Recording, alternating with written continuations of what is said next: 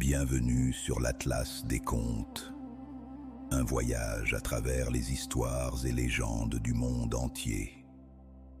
Ce soir, nous partons pour l'Ouzbékistan, pays de cités anciennes, de routes de la soie et de légendes millénaires. Je vais vous raconter deux contes fascinants. La montagne du Simurgh, une histoire de sagesse et de courage, et l'épopée d'Alpamych, un voyage héroïque rempli de bravoure et de liberté. Installez-vous confortablement. Laissez le souffle des steppes et des montagnes vous envelopper. Préparez-vous à passer une merveilleuse nuit de sommeil et quand vous êtes prêts, fermez les yeux. La montagne du Simurgh. Il était une fois dans les plaines sans fin d'Ouzbékistan, là où le vent caresse les herbes dorées comme une mer vivante, vivait un jeune berger nommé Arslan. Chaque matin, il menait ses brebis vers les collines. Et chaque soir, il levait les yeux vers la ligne bleue de la montagne. Là-bas, à l'horizon. On disait qu'au sommet de cette montagne invisible vivait un oiseau légendaire, le Simurgh, gardien des secrets du monde. Sa grand-mère racontait que l'oiseau pouvait entendre les prières des cœurs purs et qu'une seule de ses plumes contenait la lumière des étoiles. Arslan aimait ces histoires.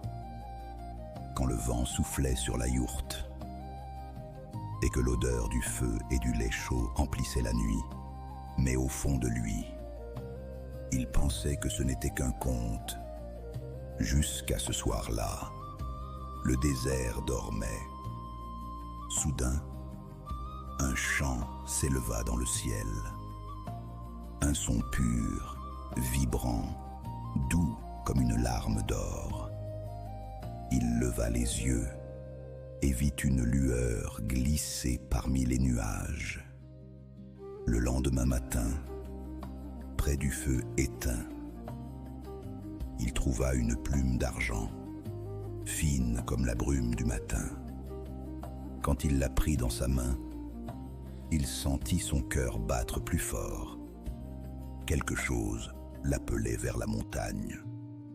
Il confia son troupeau à son oncle, prit un peu de pain, une outre d'eau et la plume brillante. Puis il se mit en marche. La plaine s'étendait devant lui, silencieuse et dorée. Chaque pas soulevait un peu de poussière, et le vent semblait murmurer « Viens, cherche, et trouve-toi toi-même ». La première vallée qu'Arslan traversa fut celle du silence. Rien ne bougeait, pas une feuille, pas un souffle d'air. Même le vent semblait s'être arrêté dans cette immobilité étrange. Arslan entendit pour la première fois le bruit de ses propres pensées. Elles étaient confuses, pleines d'inquiétude et d'écho. Mais peu à peu, il apprit à ne pas les fuir. Il marcha en silence, écoutant, respirant, acceptant que le calme extérieur lui révèle le tumulte intérieur. Chaque pas qu'il faisait semblait le rapprocher d'un apaisement qu'il ne comprenait pas encore. Quand il quitta la vallée, il se sentit plus léger, comme si une part de lui s'était déposée dans le vent. La seconde vallée était brûlante. On l'appelait la vallée du souffle de feu. Le soleil y tombait comme une pluie ardente. La terre craquait, les pierres luisaient, et l'air vibrait d'une chaleur qui semblait vivante. Arslan marchait lentement, la tête baissée, le souffle court. Sa gorge était sèche, ses lèvres fendillées, C'est pas lourd. Il avançait pourtant, soutenu par la petite lueur argentée de la plume qu'il gardait précieusement dans sa poche. Elle semblait lui rappeler que même dans la brûlure, la lumière existe encore.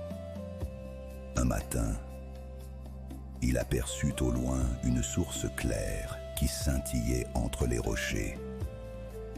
Son cœur bondit, il accéléra, trébuchant sur les pierres brûlantes.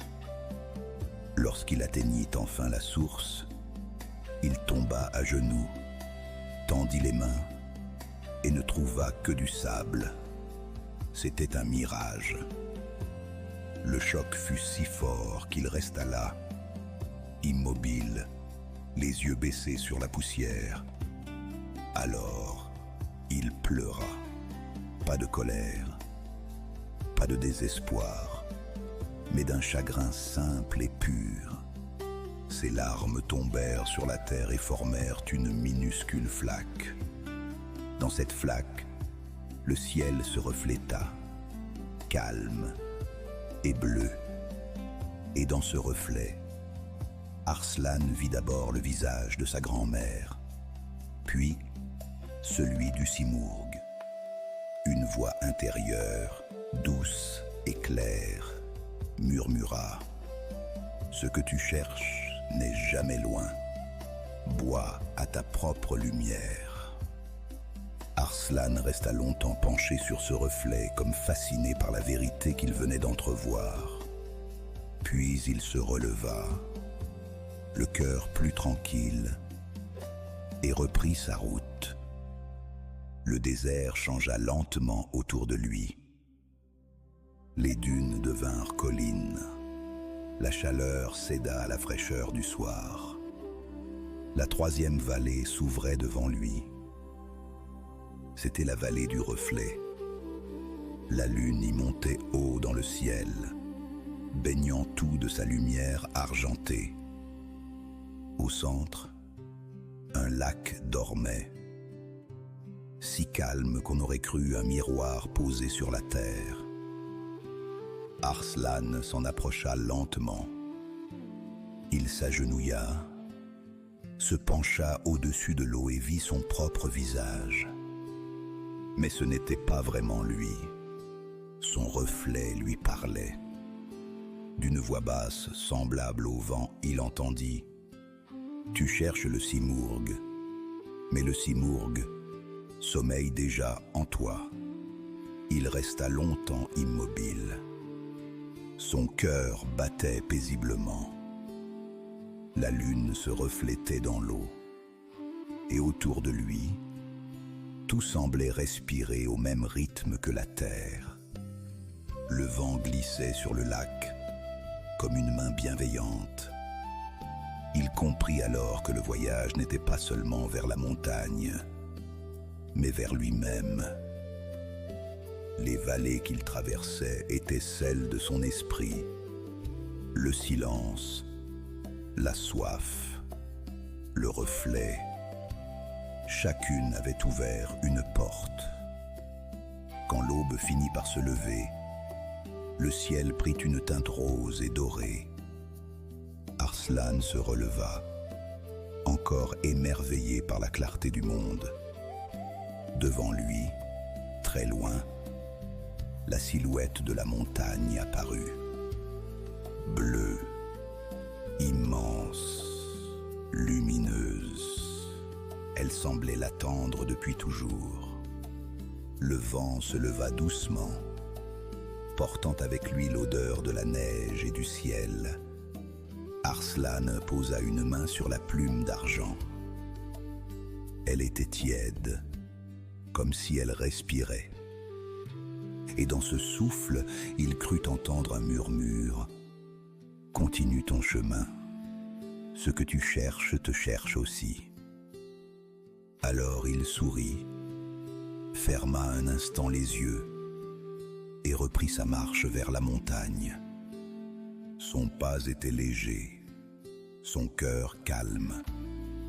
La nuit s'effaçait derrière lui et la lumière naissante dessinait devant lui la route vers le sommet.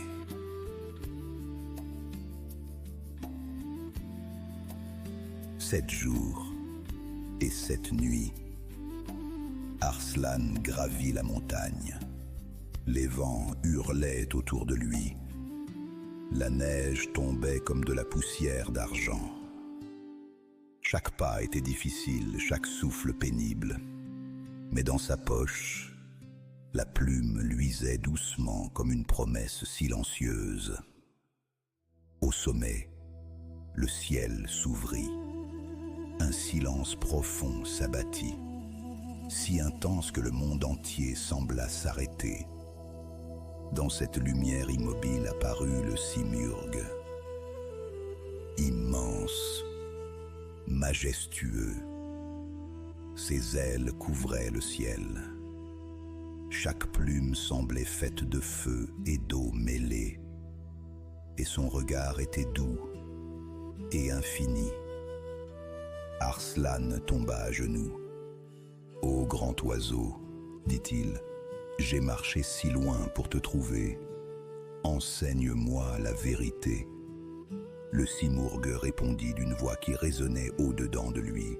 « Tu as traversé le silence, la soif et ton propre reflet. Tu as cherché la lumière du ciel.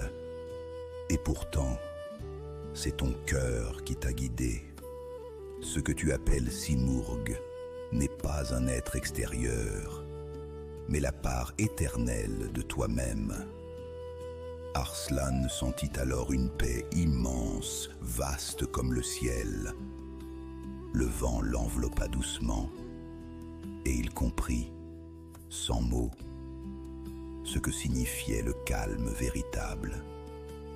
Quand il rouvrit les yeux, il était de retour dans la steppe. Ses brebis paissaient tranquillement, et le soleil dorait les collines d'une lumière douce et dorée. Dans sa main, la plume d'argent brillait encore, tiède et vivante. Il leva les yeux vers le ciel, sourit et murmura « Le simurgue n'est pas à trouver, il est à écouter. » Le vent souffla légèrement, comme pour lui répondre.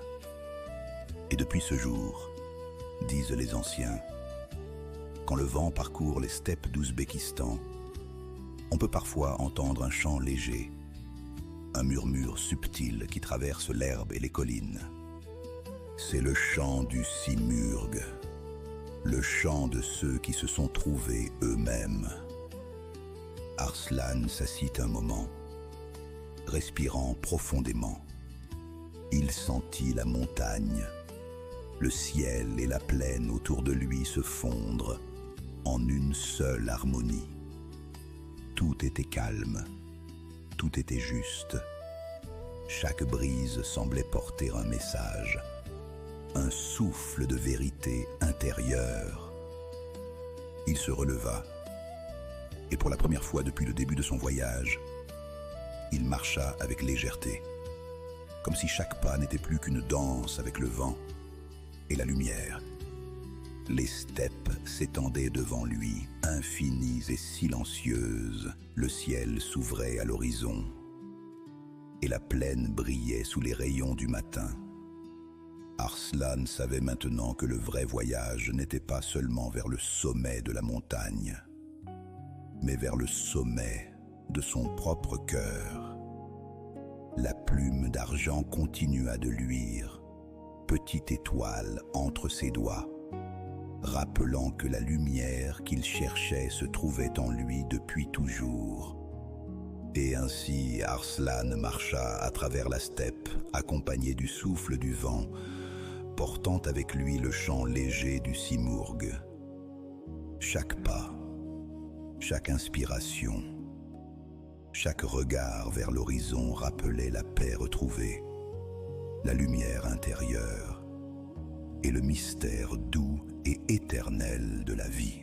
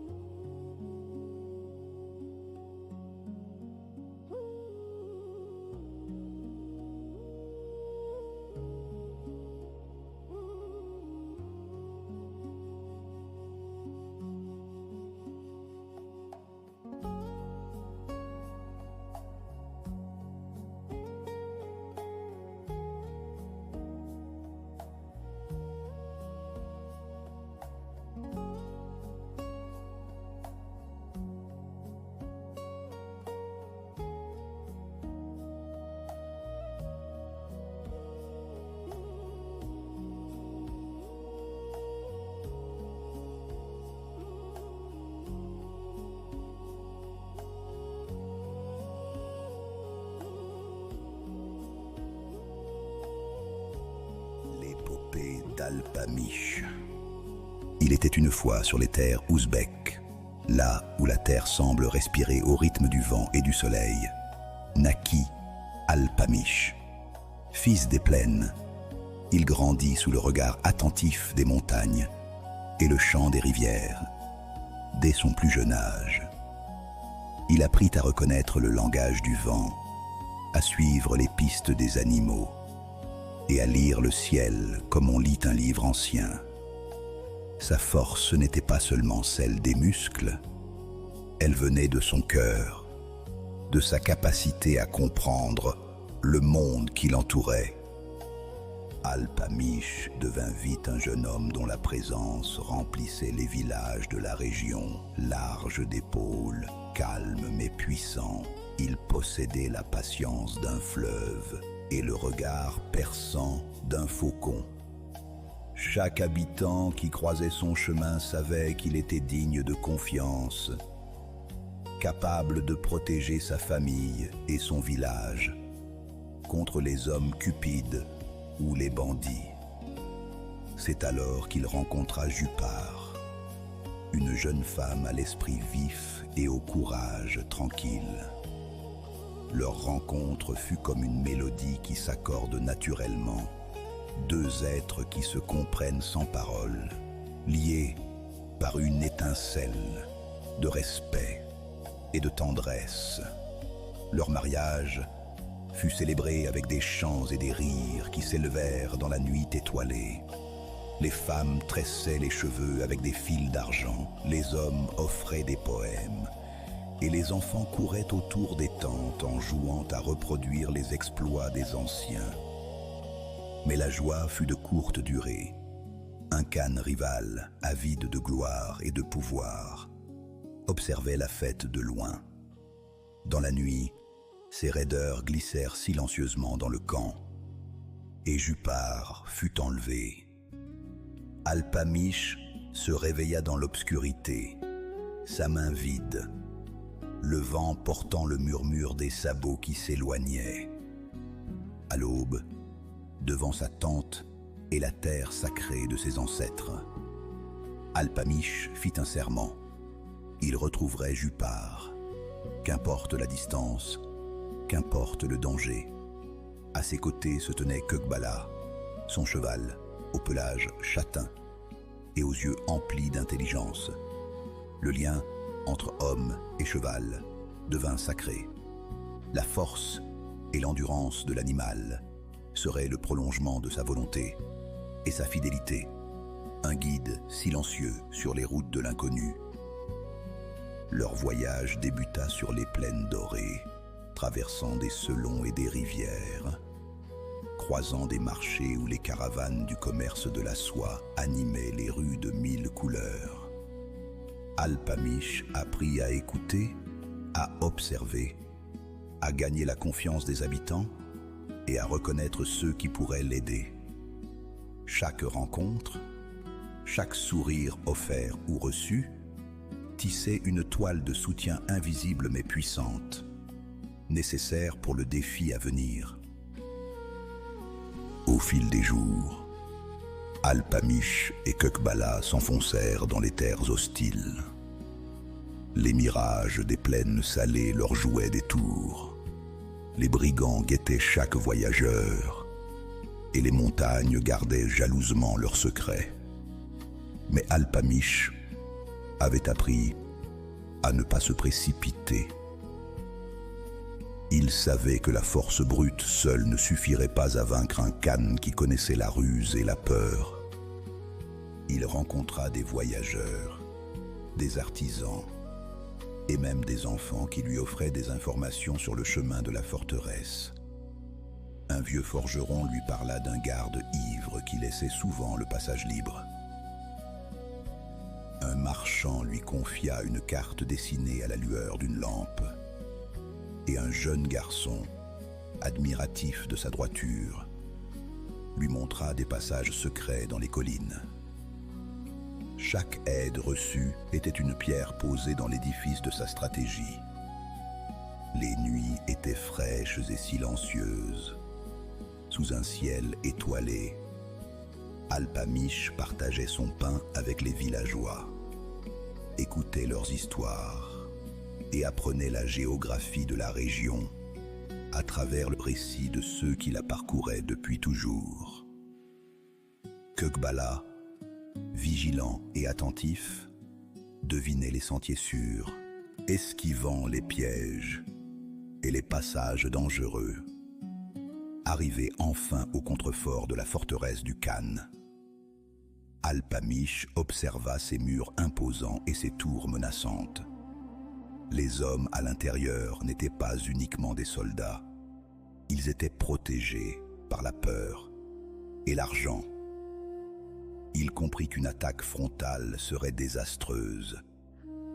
Alors il mit au point un plan basé sur la ruse et la coordination.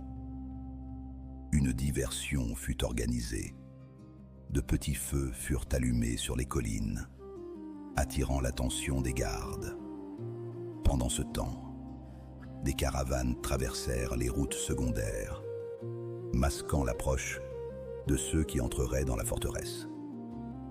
Alpamish, déguisé en marchand, glissa parmi les wagons et trouva une entrée discrète avec Kökbala, dont la patience et la discrétion étaient essentielles.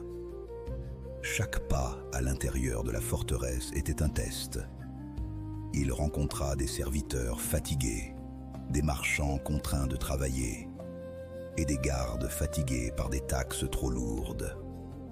Grâce à sa réputation et à ses alliances, il obtint des informations et des clés et sut convaincre certains de l'aider. La force de la ruse et de la compassion surpassa les murs de pierre et les épées. Enfin, il retrouva Jupar. Son calme et sa dignité l'avaient préservé de la peur et du désespoir. Leur réunion fut silencieuse mais profonde. Un échange de regards et de mots qui portait la promesse de fidélité et de courage. Ensemble, ils planifièrent leur fuite grâce à Kökbala et les connaissances accumulées pour éviter les patrouilles. La fuite fut un ballet minutieux de vitesse, de silence et de coordination. Kökbala franchissait rivières et marécages avec prudence, évitant les zones où les chevaux ordinaires auraient pu s'embourber. Les alliés d'Alpamish les attendaient sur la route pour ralentir les poursuivants et assurer une retraite sans perte. La poursuite du Khan fut brève, mais intense, et grâce à la préparation et à l'ingéniosité, le couple échappa aux griffes de la forteresse. Sur le chemin du retour, Alpamish ne se contenta pas de célébrer. Il visita les villages affectés par les actions du Khan, apportant réparation et soutien. Il montra que la bravoure ne consiste pas seulement à sauver un être cher, mais aussi à restaurer la justice et l'équilibre pour ceux qui ont souffert. Jupar, forte et respectée, participa à ces actes de réparation, incarnant la sagesse et la force. De retour chez eux, la communauté accueillit Alpamish et Jupar avec des chants, des danses et la chaleur des retrouvailles. La fête n'était plus seulement un mariage, mais la célébration de la loyauté, du courage et de la solidarité. Kökbala, désormais âgé mais respecté, fut honoré pour sa fidélité et son rôle dans la mission. L'histoire d'Alpamish devint un enseignement pour les générations futures. Le courage doit être guidé par la compassion. La loyauté se mérite et se respecte. Et chaque acte de bravoure doit être accompagné d'un sens des responsabilités envers la communauté. Les enfants apprirent que le véritable héros ne cherche pas la gloire, mais agit pour protéger et reconstruire ce qui a été brisé. Ainsi, l'épopée d'Alpamish reste vivante dans les villages et les steppes. un guide pour l'honneur, l'amitié et l'amour, où le lien entre l'homme, le cheval et la terre enseigne que la vraie force réside dans la sagesse, la patience et la fidélité. Merci d'avoir voyagé avec nous jusqu'au bout de ces légendes. Merci d'avoir pris le temps d'écouter et de laisser les histoires de l'Ouzbékistan vous envelopper. Si ces contes vous ont plu, n'hésitez pas à vous abonner à l'Atlas des contes pour découvrir encore plus de récits fascinants venus des 4 coins du monde. Que la bravoure d'Alpamiche et la sagesse du Simurgh continuent de résonner en vous. Que la fidélité, la force du cœur et la quête de lumière guident chacun de vos pas. Souvenez-vous de Samarcande, la ville au dôme bleu, et de Tachkent, la cité où les légendes s'éveillent à l'aube. À très bientôt pour de nouvelles aventures. Sous le souffle des vents du désert et le murmure des anciens contes d'Orient, laissez les histoires guider votre imagination et apaiser votre cœur. Le conteur vous souhaite une douce et agréable nuit.